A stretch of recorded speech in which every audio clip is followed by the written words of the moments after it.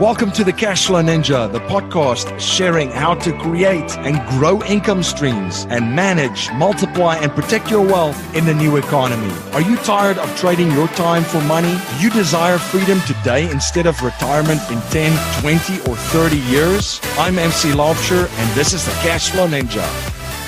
Hello, Cashflow Ninjas. MC Laubscher here, and welcome to another episode of the Cashflow Ninja. I have a great show for you today. In today's show, we're going to look at how to design a lifestyle to go where you are treated best. My guest in this episode is Andrew Henderson. Andrew is the founder of Nomad Capitalist, the world's #1 resource for successful people seeking to reduce their business taxes, become dual citizens, and live a freedom lifestyle. Andrew teaches and lives by the 5 magic words. Go where you're treated best. Andrew grew up in Ohio and started several successful businesses in the United States before leaving for greener pastures overseas. He has visited and lived in nearly 100 countries, opened bank accounts on 4 continents, owned property in 6 countries, and obtained multiple citizenships. If you're interested in joining our investors group, you could go to cashflowninja.com/investors group and fill out an application form and or email me at info@cashflowninja.com to start the discussion to see if you're a good fit for our group. And if you're living in the Philadelphia, Bucks County, and Southern New Jersey area, we are hosting a live investors meetup event every month in Newtown, Pennsylvania. For more information on the monthly event and information on how to join us at our next live event, you could go to cashflowninja.com/events. MC Laubscher here, the host of the Cashflow Ninja podcast and also the president and chief wealth and investment strategist of Producers Wealth, where we help our clients integrate cashflow banking, also known as infinite banking, with their business and investments. If you're interested in learning more about how we create strategies that integrate cash flow banking and investments to turbocharge them, you can access a video series at yourownbankingsystem.com. That's yourownbankingsystem.com. Andrew, welcome to the show. It is great to be with you. I've been looking forward to this for a long time, actually. You've got a great roster of people on the show, so I'm very honored to be with you. Yeah, excited to connect and glad to have you on. I figured a great place for us to start is if you could share a little bit about your background and journey with my listeners. My background as the Nomad Capitalist, I talk about that car ride that I took when I was 12, almost 12 years old, where my father had gotten into the idea of where can we move? Because like the United States, he was ahead of the curve. He thought the United States was going to be less of a place to be, less of a place to start a business, less of a place to live. And so he was looking at other places. And he said, you know what, Andrew, whether we make a move or not, you should understand that you don't have to live here with us. You should go where you're treated best. And it took me a while. I went through life. I started a business at 19, 20 years old in the United States. And it took me a while, but what really it took me getting hit with the first big tax bill to think back to that and to start saying, well, what can I do to understand what's going on in the world? And so my early 20s, I started traveling overseas. I started going places, and I started observing how each country did things differently, how one country had higher interest rates on their bank deposits. I was always raised to be a big saver. And so I said, oh, that's interesting. Or different countries had higher rental yields, or it was easier to do this, or the people were nicer, or the women were nicer, or whatever. And I started to realize, you know what? I don't have to do what my father talked about, which is let's move to New Zealand. I think that he was pretty prescient on that. But what he didn't understand was that you can take the best of all of these worlds, and you can go where you're treated best. And so my entire philosophy for the last decade has been about how do I cherry pick the best things in the world? How do I cherry pick which tax code I want to go and live underneath? How do I pick which passports I wish to travel on and use to do my banking and to do my investing? Where do I want to park my money? And then there's the softer side of things. And so what I've tried to do is go to about 100 countries. I've skipped some of the ones that most people aren't interested in, but I've been to about 100. And I feel like I've put together a pretty good life of living by that code and like to help other people do the same. You make a really good point, and I like that statement, live where you are treated best. I think it's quite fascinating and interesting to see that this has been the way that corporations have operated, right? For quite some time. It's very simple. If they're not treated fairly or treated well in certain countries, they pack up and leave. But for individuals, we still haven't adopted that mindset, and we're still very much of a mindset of, we kind of live where we were born, right? On this big spinning bowl of dirt. Well, you referenced Joe Sixpack and Sally Chardonnay. And what's funny is, we were talking about if you're starting a business, which demographic do you want to target? And I said, you know what? I want to target wealthy, successful people. I grew up around that. I had to start at zero, but I had the financial literacy education growing up. And I just grew up around ethical, successful, hardworking people. And that's where I feel comfortable. But I'll tell you this. You know what Sally Chardonnay is out doing? She's out, on Saturday at the mall shopping around for, can I save $10 a month on my cell phone plan? Can I switch to Cricket and get, $200 a year less? She's looking at Yelp reviews for which Italian restaurant has 4.5 stars rather than 4.2 stars. But, we talk a lot about business about the 80-20 rule. A lot of people who are young entrepreneurs, they love talking about 80-20 rule. And yet, to me, the Yelp reviews and switching to Cricket for your wireless plan, that's like the stuff that doesn't matter. What matters is, why are you living in a country where if you're moderately successful, just talked to 3 people this morning, all paying above 45% living in the United States, and you can say they're evil for wanting to go somewhere else, but if there's another country that's just as nice that charges you 9%, like, why wouldn't you shop around? Yeah, absolutely. I mean, and essentially we're all doing it like you just mentioned. The focus are just in different areas, right? So it's the same mentality kind of with investing, and I'd like to get your investing philosophy and dive into that in a second. But it's the same thing with using our money and investing, where when markets collapse and fall apart, there are deals, right? That's the same equivalent. It's almost like a Black Friday shopping spree for a lot of investors when, then there's other folks that they're more focused on, getting that discount on a flat screen TV. So it's the same thing, looking for undervalued, or assets, or, in that case, goods at a discount. It's just the focus that's different. And that's the massive thing that I see if we look at markets and where different folks operate at. Well, as I travel, what I've started to realize, I'm no longer a U.S. citizen. It's been a long time since I was in the U.S. for any substantial period of time. It's not really a place that I necessarily would want to be. Not saying I don't like Americans who are living overseas and who are open-minded and into this stuff, but what's interesting is, out of these 100 countries, you see a lot of them do have certain inefficiencies in the way that they operate. Doesn't mean they're not livable. Doesn't mean it's not doesn't mean it's not a good trade. But there are certain things that the U.S. and other Anglo countries do well, and you're like, oh, okay, well, this is why they're succeeding. But I also look at it and say there's a lot of marketing. They're great marketers. Look at California. For how many decades has California been the best marketed place on earth? And people flock. My one guilty pleasure to talk of investing is to watch this dopey, overly dramatic real estate show about multi-million-dollar homes in Los Angeles. And everyone's talking about how they have investors coming in to buy $20 million properties that have a 3 or 4% yield because it's a great investment in a market that is up and down historically, and in a market where you could see the bottom drop out of it tomorrow. But that's the investment. Why is it a great investment? Because it's been marketed as, oh, it's a great investment. California, the California dream, and California girls, whatever else. And there are places that are not so well marketed that you can go and make a lot more with your money. You can have a lot fewer restrictions, a lot less nonsense. And I think that's the arbitrage opportunity to get to investing is, how do I find a place that's just not very good at marketing itself?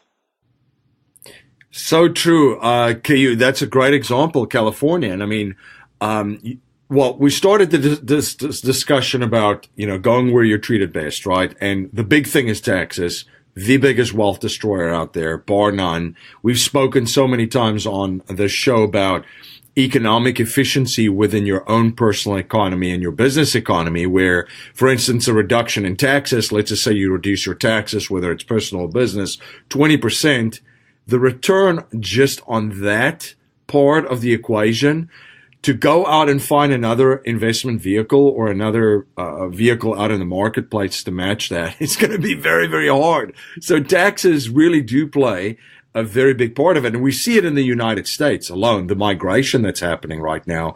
There's a good website, I'm not sure if you're familiar with it, How Money Walks, and it actually tracks a lot of the demographic trends within the United States. And you bring up California, there's a massive, massive outflow of folks out of California.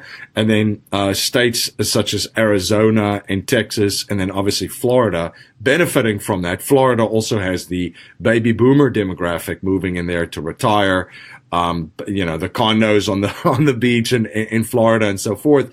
That's kind of like from a U.S. perspective. What are you seeing in relation with what I've just shared globally? Are there similar patterns, migration patterns, and certain areas that are, as you refer to, less marketed, that folks are starting to discover and flock to?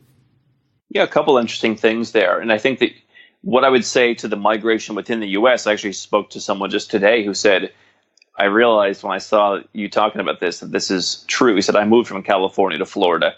But if you're leaving all your friends and your family and your whatever in California and you're moving anywhere, why not just get rid of more than the state tax? Why not move to Panama? Why not move to Puerto Rico? Why not move to anywhere? If you're already moving, what's the big difference? I mean, there's a lot of Spanish being spoken in Miami. Go to Panama, a lot of Spanish spoken there too. But I think that what you have to understand is you do see a lot of people on the other side of the coin, i.e. the Chinese, who still want to move to high tax countries because for them it's about giving their children an education. It's about getting that Tier A passport. And it's also to a certain extent about showing off to their friends and being the one with the best passport, the best residence, whatever the case may be. And so that's kind of a reverse migration pattern where you have cultures who aren't really that familiar with the tax man being so strict. They just figure, hey, we can get around it, and they don't realize that they can't. What I see in terms of investment is I see Chinese and Arab money going into a lot of places you've never heard of. I talk about Georgia. You're starting to see China going there. You see a lot of Chinese money going to parts of Central Asia, like Kazakhstan. You see a lot of Arab money going to Georgia. I see a lot of Turkish money going into the Balkans, the Western Balkans. And so I think that the Chinese are all over Eastern Europe, Central Asia, Southeast Asia. One of my friends runs a property fund in Cambodia. He says prices in one of the cities tripled in 2 years, purely based on Chinese demand. And I think you're going to see that basically from the eastern border of Europe all the way through Asia and Southeast Asia. You're going to see Chinese and you're going to see Arab money. And that's already starting to happen. And yet, when I go and meet with the Montenegro investment people and the prime minister in Montenegro, and they say that they're looking at bids from people to take over their underwater, some underwater stuff, these are companies you've never heard of from China that are interested. And the average person just reading the Wall Street Journal probably doesn't know about this stuff. Yeah, absolutely. Let's talk a little bit about investing and wealth creation. What is your philosophical approach to wealth creation and, creating, building, and growing your wealth? Well, I would say a couple of things. Number one is focus on the biggest of wins. We were talking a bit earlier before the show about Dave Ramsey, and I know you and I might have some agreements, some disagreements with him, but he talks about pretty common sense stuff. It's hard to build wealth when you're going out racking up credit card debt, and so in the same point, let's say you're a successful person. It's a lot harder to build wealth when you're paying all these taxes, and I know plenty of people living in places in Northern Europe that have zero at the end of the month, and yet they make $500,000 a year. And so I think, what are the big wins? For me, how do I set myself up to make sure I'm keeping most of my money? And so, okay, I've done that. Now, where do I go where I can get the most stable and highest returns? I'm not looking to go to Venezuela and invest, but I like stability. I like extreme stability. I'm very conservative. So if I can keep money in the bank, I'll do that. I just so happen to be open to keeping money in the bank in US dollars in a 1-year CD at 6.5% in Cambodia versus keeping in an ally bank where they screw everything up and send your money to the wrong address and they pay you 1% for the privilege. So, I think that my philosophy is pretty common sense oriented. If you understand go where you're treated best, I think that once you understand go where you're treated best, lower your taxes, get higher returns in countries where there's a marketing arbitrage, you don't have to be very aggressive. I'm not looking to hit anything out of the park. I'm not swinging for the fences because my investment philosophy also is I have a high income service business that pays my bills, and I don't need to turn my company into the next Uber. So seeing that I have that, I can live a very nice lifestyle. I like conservatism using kind of those two things, big wins and basically finding the places that aren't marketed very well. From a risk management standpoint, your philosophy kind of ties into that as well, too, with political risk being right at the top, talking about the currency debasement and the type of currency that your money's in and what country it's in, what jurisdiction it's in, and then also the economy, the specific markets to drill down and institutions. What are you seeing out there currently globally? A lot of things happening. A lot of things happened towards the end of last year. What's your view on the economy and markets globally? Well, I'm not a big market timer. I would say that look at what happened in the U.S. markets. I think it's been an incredible run up. I don't think that's that sustainable long term. You've got it now with interest rates. I think that's going to go slower than a lot of people think. But I don't know that I necessarily react to those things. I think that I like to look at long-term trends. One of the things that I learned from spending a lot of time in China years ago was focus on the 100-year view. You look at how the Chinese operate. They will, here in Southeast Asia where I'm at right now, you'll see someone, let's say in Thailand, you'll see the Thai guy selling stuff and he'll get 200 chickens. He'll sell the 200 chickens at his cart. And then when they're gone, they're gone. You get a Chinese family, they're going to go and they're going to say, okay, it's 2 p.m. Someone go get more chickens. And we're going to be here and work our faces off until 2 in the morning. They're not doing that so they can go out and spend it on crap. There is a certain luxury market in China, but they're doing that because they're looking ahead at the next generation and really the generation after that. That's a 100-year view that just kind of permeates in many ways in the culture. And so what I want to do is I want to make sure that my investments are working. I'll tell you what I see happening in the United States and what happened to me last year is I'm exiting a couple of investments in the United States. I bought them relatively well. I had houses that were broken into. I have tenants that have huge water bills. I sold one of them. I had 19 different things deducted, $67 there, $300 there. I just said, you know what? When I sold my house in Tbilisi in Georgia, I paid $22. It was put in the guy's name the next day, and I was done. And I had like 5% capital gains tax, and the deal's done. I'm not waiting on this or that or calling the sewer company. And so I think if I'm looking at my 100-year view, I'm looking to get into investments that are long-term, that have growth potential, that are at rock-bottom prices now, and then wait that out and just eliminate all the nuisance and nonsense that comes with investments in some of these developed countries. I don't want to go and invest in Portugal to, get a visa there and deal with 19 different kinds of real estate taxes. To me, if I'm an investor and I also have a job, that's going to stop me from investing. And so that comes back to the common sense principle of how to make sure I just get as much stuff off the ground and moving as possible. And that's, to me, just as much of a reason why I don't really want to invest in the United States as much as whatever the economy is doing cyclically today. You're listening to the Cashflow Ninja, the show helping people all over the world create monthly cash flow and achieve freedom today, not in 10, 20, 30, and or 40 years. This is the show where cash is not king, but cash flow is king. We will be right back after a word from our sponsors. My friend Dave Zook says you can be conventional or you can be wealthy. Pick one.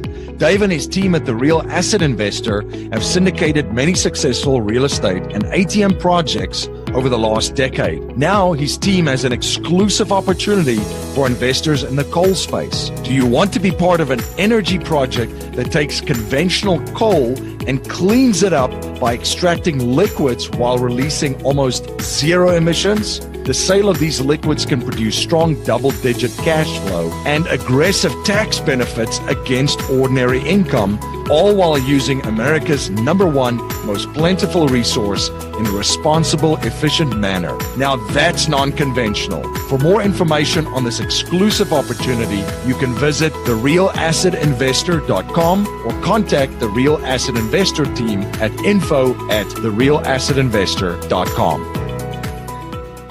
Are you having a hard time finding great investment properties? Unfortunately, the best deals are rarely found locally. Successful investing begins with the right properties in the right markets. Norada Real Estate provides everything you need to invest in the best deals across the United States. Our simple, proven system will help you create real wealth and passive monthly cash flow. Learn how to find the best deals by downloading your free copy of The Ultimate Guide to Passive Real Estate Investing at noradarealestate.com.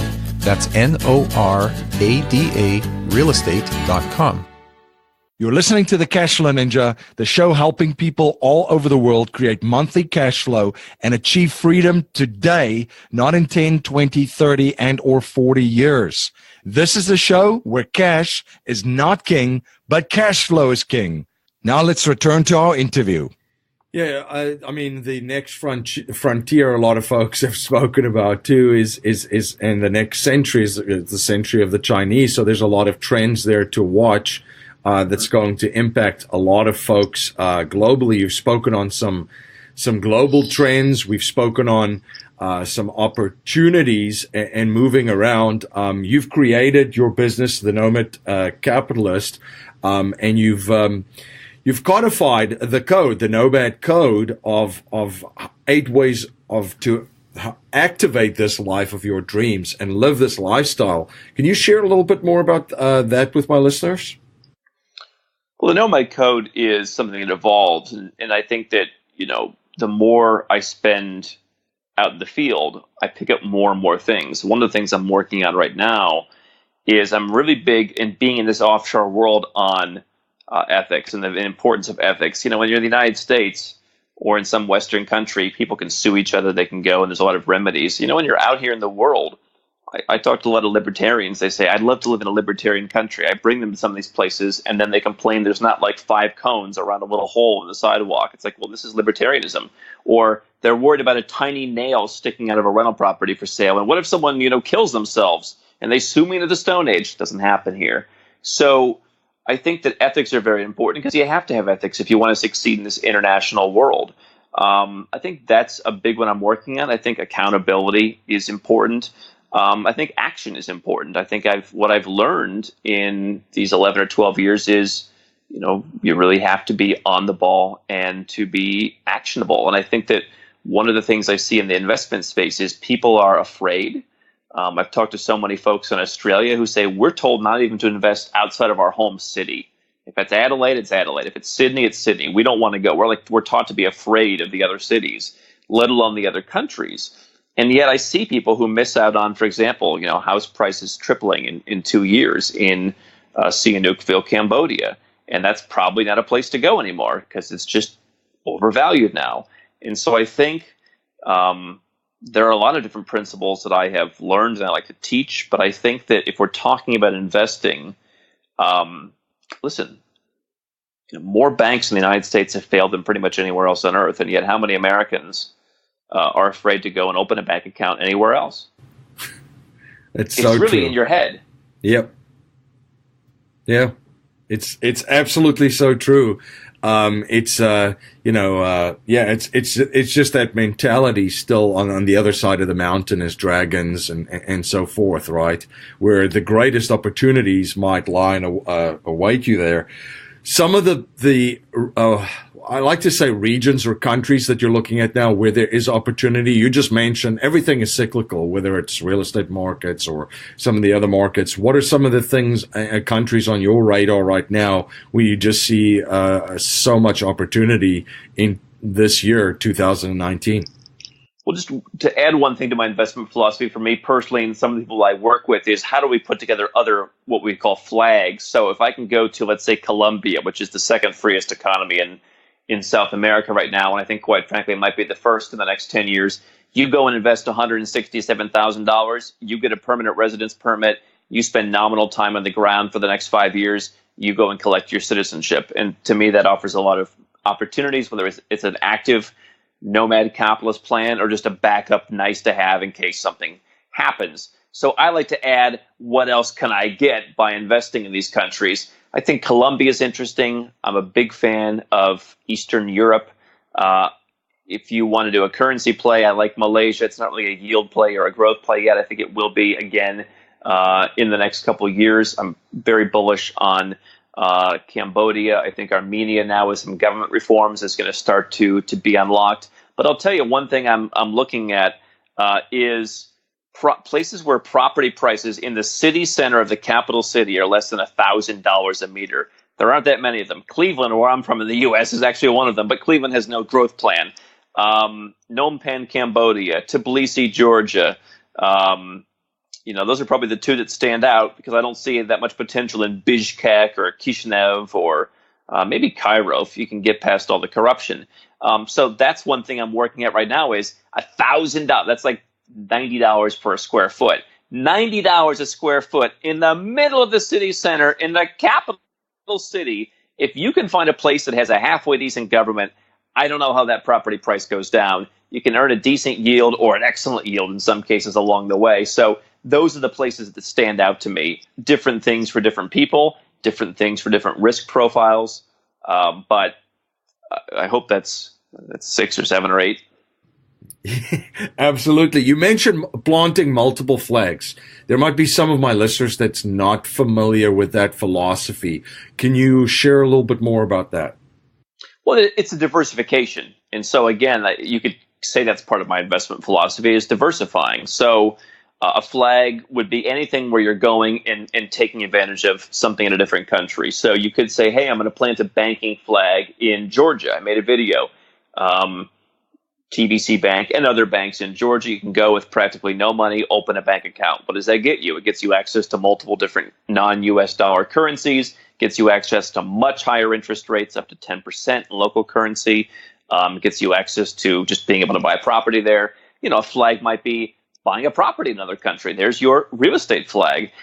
Investing in real estate in some countries might get you the ability to apply for a residence permit. That's a flag that you can go and live there whenever you want. You don't need to get a tourist visa or, be at the discretion of someone. You just go and show up. That residence might eventually lead to a second passport. Second passport means you always have a place to go. Maybe there's better investment opportunities by doing that. If you're a U.S. citizen and you decide to start doing some of this stuff, you might find, I'm living in Singapore, I'm investing in Central Asia, and yet I'm still paying all my taxes to the U.S. Why? Let me get a second passport and not be a U.S. citizen anymore. So it's basically taking advantage of anything. And as I said, even if someone doesn't want to take any of my financial advice or suggestions, maybe there's a dating flag. Maybe say, you know what? Maybe you're like me. And I remember traveling at 23 years old and starting to meet people in Europe and starting to meet people from China and saying, wow, I just feel a lot more comfortable here. I'm like talking to these people about stuff I find interesting, and they're not like judging me that I'm a geek because I'm 23 and I'm running a successful business rather than going out and getting drunk on the weekends. And so this feels good. So maybe there's a social flag you could plant, but it's the idea that go where you're treated best. What can you do in another country and get something on the board? One thing that I appreciate too is when you speak about a strategic, holistic plan that helps you to achieve your goals and a system that checks all of the boxes to help you regain control of your life. Two things that I love there: the holistic approach to pretty much everything is something that we talk about on the show as well. Because when it comes to our health, for instance, we know that you got to eat right, you got to you got to exercise, you have to hydrate, and you have to recover properly, right? But in other areas, we kind of put that to the side and not really follow the same approach. And love the systems. Can you elaborate on this? On this holistic plan that could get you there, and the system that you speak of that will provide more control for yourself in your life? Well, again, there's people who want to dip their toe into this nomad capitalist stuff, and that is, hey, you know what? I'm interested in seeing cool countries. I'm going to go to Georgia. They have some of the best food in the world. It's the birthplace of wine, amazing wines. I'm going to have the Kinsmorale. I'm going to go and do some sightseeing. And oh, by the way, while I'm there, for giggles, I'll open an account at TBC. Okay, I recommend people do that. You dip your toe in, you get something going. If you're a U.S. citizen, make sure you report it on your FBAR, because now you've got a foreign account. But there's not a lot of planning to do there. Maybe you just use that to hold some euros or something. But when you start getting into, I want to invest in another country, let's say I buy a house in Georgia, now I have to pay taxes in that country. But what about taxes in the U.S.? Because I live in the U.S., how does the foreign tax credit work? How do I bring that money back? Can I keep the money that I earn in a U.S. bank account? I want to move my business overseas. Do I have to leave the country? How many days do I have to be out of the country? Where do I have to live? Do I pay taxes there? How do I handle? So there's a lot of misguided information out there. There's also a lot of outdated information where it used to be you could kind of slide under the radar. Tax authorities in particular are getting pretty good at this stuff. Just saw that Canada's spending about $1 billion Canadian to hire more auditors to crack down on people, which means that the days of I spend half my year in Canada and half the year just floating around, and I keep my Canadian bank accounts, doesn't work, So the holistic plan is matching up your financial life, your banking, your corporation, your tax residence, how your money moves, where your staff are, all of that, along with your residence and citizenship. Where are you a citizen? Do you need a second citizenship? Where do you live? Where do you spend time? Where are you taxed? And then with your investments. And if you're talking about investments and you're investing in a different country, you want to make sure that you're paying what you need to pay there. Like, again, in Georgia, 5% tax on residential rental income, pretty low. No property tax if you don't earn money from a salary in the country. But if you live in the U.S. or you're a U.S. citizen, they're going to say, great, you paid 5%. Now pay us the rest. And so how do you get around that? How do you make sure it's set up legally? There's a lot of things that go into a plan when you go offshore. It doesn't have to be difficult. But for someone just to say, I'm just going to go and hope they don't find that bank account I opened overseas, that's not a winning strategy. And so a lot of people think that it's really simple, and it can be, but it's simple once you know what you need to do. And that's what I really tell people. Obviously, a lot of people who are just starting out say, they won't find me. They'll never find me. I'm making 82 grand on Amazon. I mean, you don't get any smarter than this. But what I like to tell people like who are in your audience is, you've been successful for a while, make sure that all the T's are crossed and the I's are dotted. Yeah, that's absolutely. That's what we talk about too, is there's just so many ways to do everything legally and achieve success that way. You don't have to do any of that other stuff. If I can do it legally, if I can, let me say that. If I can do it legally, why would I want to do it illegally? Yeah. Yeah, it's just so much easier. And if you do things properly, I talk about even the tax code in the United States. There's things that you can do that's in the code, a lot of incentives to incentivize certain behaviors, whether it be in investments and so forth. You don't have to do things illegally. A quick mind block here, tactically, that some people might have, and I would appreciate if you speak to this, is healthcare. Because for some reason too, it's the same thing about opening a bank in a foreign country.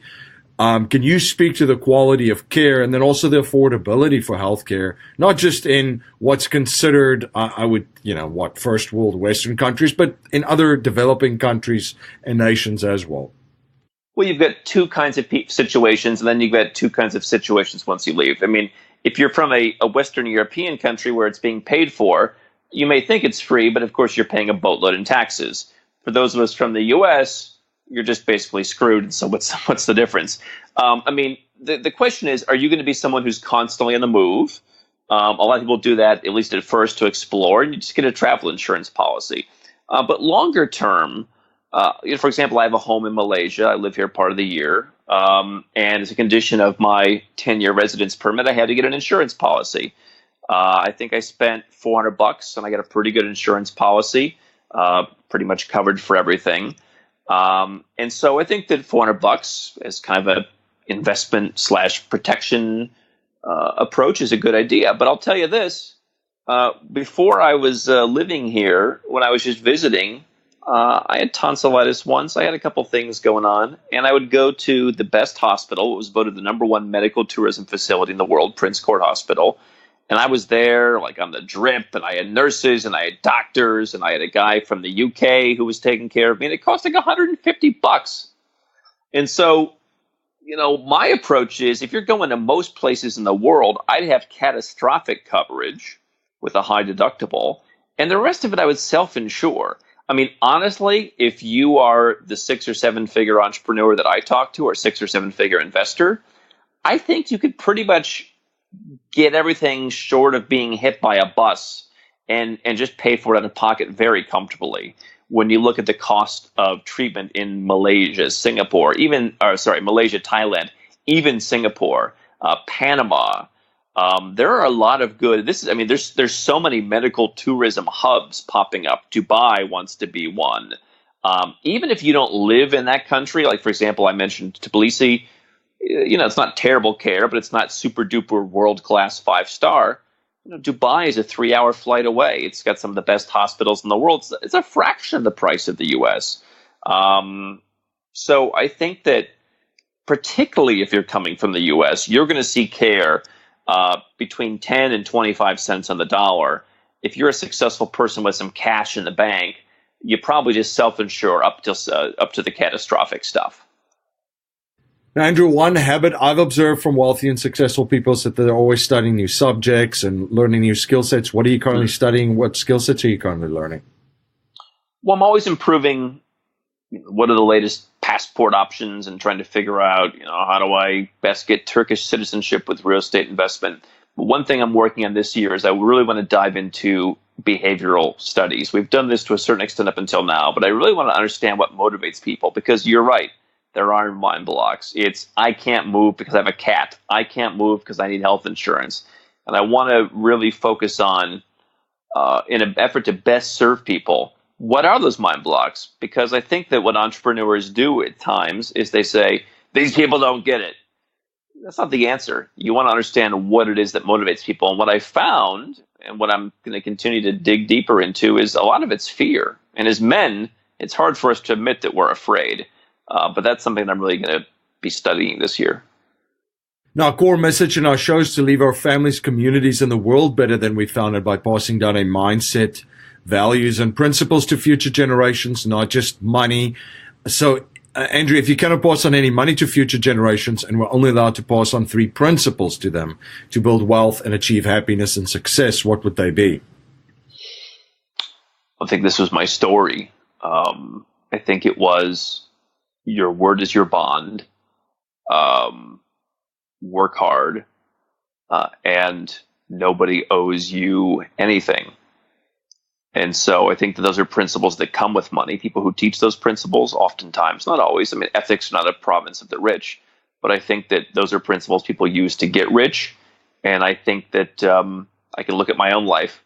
I never got $1. But I was raised with those principles by people who had been around money and who had made money, and I think those are the keys to success. And I would also say, focus on happiness. Don't work so hard that you're not going to be happy. But I think work hard in context. Those are the 3 principles. Great, thank you for sharing them, Andrew. How can my listeners learn more about you? How can they stay informed of all of the projects that you're involved in? We're doing so many projects. I don't like to toot my own horn, man. I can't. I'm always like I wrote a book, Nomad Capitalist, that's on Amazon, and I wrote it like the next week. It's like, all right, that's done. What's the next thing? And people are like, no, talk more about the book. So we have a book, Nomad Capitalist, on Amazon, nomadcapitalist.com. We've got about 1,500 blog articles and how-to guides. and Nomad Capitalist on YouTube. So those are the three big ones. But if you're just starting out and you want to figure out, as you said, what's a flag? How do I plant a flag? How do I get started? I would say that the book is 300 pages of getting people fired up and getting people aware of what the opportunities are. What you do with it is up to you. Fantastic. Well, Andrew, thank you so much for connecting, and thank you so much for coming on the show and sharing your journey and your knowledge and providing so much value for my listeners. Anytime, my friend. Pleasure to be here. Life settlement investments have allowed financial and banking institutions to not only buy their equity contractually, but also diversify their capital from any economic, market, and geopolitical risk. It's been part of the billion-dollar blueprint followed by institutional investors. And if you're an accredited investor, you can also now participate in this vehicle with enormous growth potential. You can watch an informational webinar presented by one of the premier organizations providing life settlement investments, Penumbra Solutions, at cashflowninja.com/life settlements. Thank you again for joining me on the Cashflow Ninja. If you like what you hear and appreciate what we're trying to build here, please subscribe, rate, and write a review for our show on iTunes and share our show with family, friends, and your network. If you're not a subscriber to our newsletter, you can sign up for our newsletter at cashflowninja.com. I want to thank you for spending your most precious resource with me today, your time. Until next time, my friend, live a life of passion and purpose on your terms.